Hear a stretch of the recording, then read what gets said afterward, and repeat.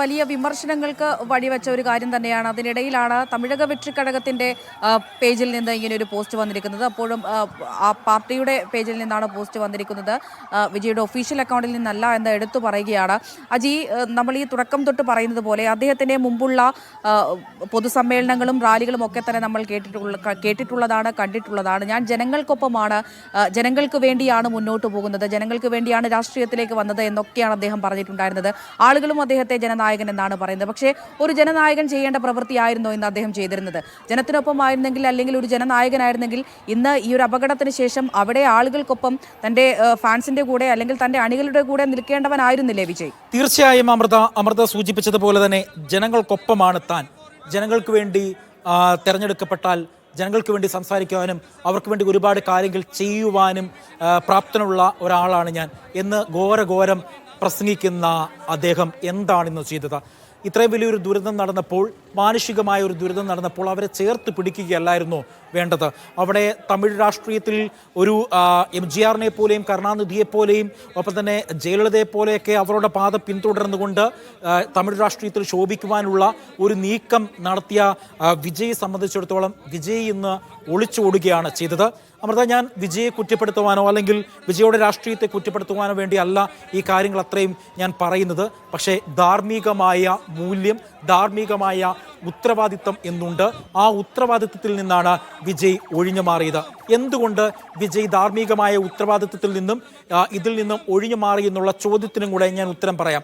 ഒരാഴ്ച മുൻപ്, കൃത്യമായി പറഞ്ഞാൽ സെപ്റ്റംബർ മാസത്തിൻ്റെ തുടക്കം തന്നെ വിജയ് ഈ യാത്ര ആരംഭിക്കുന്നത് നമ്മളെല്ലാം കണ്ടതാണ് അമൃത. ഒരു ബസ്സിനകത്താണ്, ഓപ്പൺ ബസ്സിൽ അദ്ദേഹം യാത്ര ചെയ്യുന്നു, ഒരു കാരവാനിൽ അദ്ദേഹം യാത്ര ചെയ്യുന്നു. അദ്ദേഹം പ്രസംഗിക്കുന്നത് എവിടെ നിന്നാണ്? കാരവാനിൻ്റെ മുകളിൽ കയറി നിന്ന് പ്രസംഗിക്കുന്നു. കാരവാൻ്റെ മുകളിൽ കയറി നിന്ന് പ്രസംഗിച്ചുകൊണ്ട് വിജയ് ഘോരം പ്രസംഗിക്കുമ്പോൾ ഒരു അപകടം തിരുച്ചിറപ്പള്ളിയിൽ സംഭവിക്കുകയാണ്. കൃത്യമായി പറഞ്ഞാൽ 2 ആഴ്ച മുൻപ് തിരുച്ചിറപ്പള്ളിയിൽ അപകടം സംഭവിക്കുന്നു. തിരുച്ചിറപ്പള്ളിയിൽ സമാനമായ അപകടം. അന്ന് ഒരാൾ മരണപ്പെട്ട സാഹചര്യം. അന്ന് ഒരാൾ മരണപ്പെട്ടപ്പോൾ നിരവധി പേർക്ക് പരിക്കേറ്റു. അത്ഭുതകരമെന്ന് പറയട്ടെ, പരിക്കേറ്റവർ അവരുടെ ജീവിതത്തിലേക്ക് അവർ മടങ്ങി വരുന്ന ഒരു സമയം കൂടിയാണിത്. ആ പരിക്കേറ്റവരുടെയും മരണപ്പെട്ടവരുടെയും ഈ സാഹചര്യം കണ്ട് അന്ന് മദ്രാസ് ഹൈക്കോടതിയിൽ പൊതുതാൽപര്യ ഹർജി സമർപ്പിക്കപ്പെടുന്നു. പൊതുതാൽപര്യ ഹർജിയിൽ പറയുന്ന പ്രധാനപ്പെട്ട കാര്യം ഒന്നാണ്, അതായത് കൃത്യമായി സുരക്ഷാ മാനദണ്ഡങ്ങൾ പാലിച്ചുകൊണ്ട് വേണം വിജയ് റാലി നടത്താൻ. വിജയ് ചെല്ലുന്നിടത്തെല്ലാം ആള് കൂടും, അത് സ്വാഭാവികമാണ്. അവിടെ നിയമപാലകർക്ക് സുരക്ഷ ഒരുക്കുന്നതിൽ ഒരു പരിമിതിയുണ്ട്. നിയമപാലകർക്ക് ക്രമീകരണങ്ങൾ ഒരുക്കുന്നതിൽ ഒരു പരിമിതിയുണ്ട്.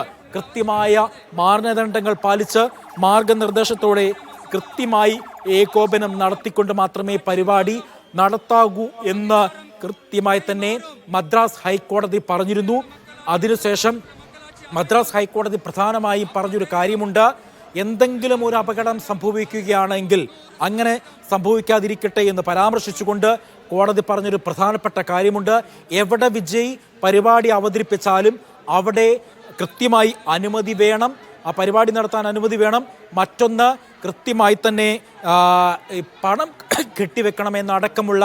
അജി, ഒരു സംശയം ചോദിക്കട്ടെ. നേരത്തെ ഇതിനു മുമ്പ് ഒരു പരിപാടിക്ക് ഇത്തരത്തിൽ സർക്കാർ അനുമതി നൽകിയിട്ടുണ്ടായിരുന്നില്ല. പക്ഷേ അനുമതി ഇല്ലാതെ തന്നെ അദ്ദേഹം റാലി നടത്തുന്ന കാഴ്ചകൾ, പരിപാടി നടത്തുന്ന കാഴ്ചകൾ കണ്ടു.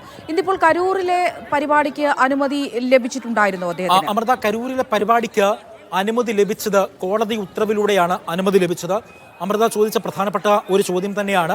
ഇതിനു മുൻപും അനുമതി നിഷേധിക്കുന്ന സാഹചര്യം ഉണ്ടായിരുന്നു. അപ്പോൾ ഇന്നത്തെ പരിപാടി, കരൂരിലെ പരിപാടി എങ്ങനെയാണ്, അതിൻ്റെ ഒരു പ്ലാൻ എങ്ങനെയെന്ന് ചോദിച്ചു കഴിഞ്ഞാൽ, ഈ കോടതി ഉത്തരവിൻ്റെ പശ്ചാത്തലത്തിൽ ഇവർ ചെയ്തത് കരൂരിൽ 60,000 പേരെ ഉൾക്കൊള്ളിക്കാവുന്ന ഒരു ഇടം ഇവർ കണ്ടെത്തി. ഈ വിജയുടെ പാർട്ടി കണ്ടെത്തി. അവിടെ അനുമതിക്കായിട്ട് ഇവർ DMK നേതൃത്വം നൽകുന്ന സർക്കാരിനെ സമീപിച്ചു. DMK അനുമതി നിഷേധിച്ചു. വീണ്ടും ഇവർ മറ്റൊരു സ്ഥലം ചൂണ്ടിക്കാട്ടി, ഈ കരൂരിലെ തന്നെ മറ്റൊരു സ്ഥലം ചൂണ്ടിക്കാട്ടി. 50,000 പേരെ ഉൾക്കൊള്ളാവുന്ന ഒരു സ്ഥലമാണ്. അവിടെ അനുമതി ചോദിച്ചു, അവിടെ കൊടുത്തില്ല. മൂന്നാമതായി മറ്റൊരു സ്ഥലത്ത് അനുമതി ചോദിച്ചു, അവിടെയും കൊടുത്തില്ല. ഈ 3 സ്ഥലത്തും അനുമതി നിഷേധിച്ചു. അതിനുശേഷം ഇവർ ഇന്നലെ, അതായത് വെള്ളിയാഴ്ച, ഇവർ കോടതിയിൽ പോവുകയാണ്. കോടതിയിൽ പോയിട്ട് പറഞ്ഞു, ഞങ്ങൾക്ക് DMK സർക്കാർ പരിപാടി നടത്താൻ അനുമതി നൽകുന്നില്ല, അനുമതി നിഷേധിക്കുകയാണ്, പരിപാടിക്ക് അനുമതി നൽകണം.